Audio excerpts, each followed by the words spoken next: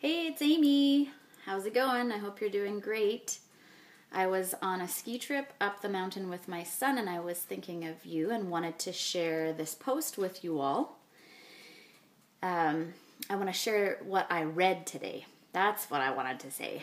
It's from a book called Mindset. And I want to help those of you who think that it's only those people with natural talents that ever succeed and get somewhere in life, which isn't true. Some people have natural talents, but most people have had to work their butts off to improve in the areas of life until they have character that helps them succeed. So listen to this excerpt on Muhammad Ali. Let me see here. Yeah. So boxing experts relied on physical measurements called tails of the tape to identify who were the naturals. They included measurements of the fighter's fist, reach, chest expansion, and weight, and Muhammad Ali failed these measurements. He wasn't a natural. He had great speed, but he didn't have the physique of a great fighter. He didn't have the strength, and he didn't have the classical moves. In fact, he boxed all wrong. He didn't block punches with his arms and elbows. He punched in rallies like an amateur. He kept his jaw exposed. He pulled back his torso to evade the impact of oncoming punches, which Jose Torres said was like someone in the middle of a train track, trying to avoid being hit by an oncoming train, not by moving to one or the other side of the track, but by running backwards. Sonny Liston, Ali's adversary, was a natural. He had it all: the size, the strength, and the experience. His power was legendary. It was unimaginable that Ali could beat Sonny Liston. The matchup was so ludicrous that the arena was only half full for the fight. But aside from his quickness, Ali's brilliance was his mind. His brains, not his brawn. He sized up his opponent and went for his mental jugular. Not only did he study Liston's fighting style, but he closely observed what kind of person Liston was out of the ring.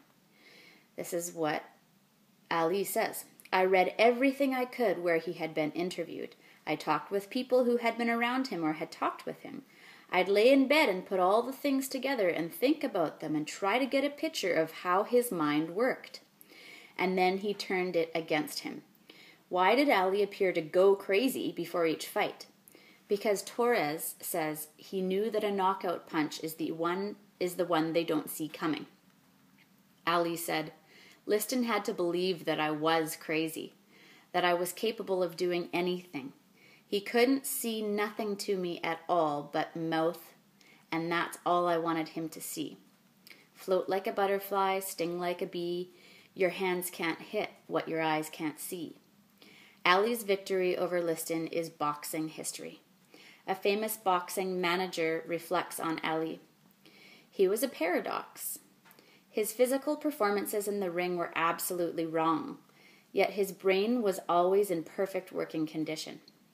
He showed us all, he continued with a broad smile written across his face, that all victories come from here, hitting his forehead with his index finger. Then he raised a pair of fists, saying, not from here. So use that story to remind yourself that most people have achieved greatness through hard work. All of the areas that are weaknesses or deficiencies in you, you can change that. And it's pretty amazing when you put your mind to something, what you can change. So love to you. Let me know what you thought about that story.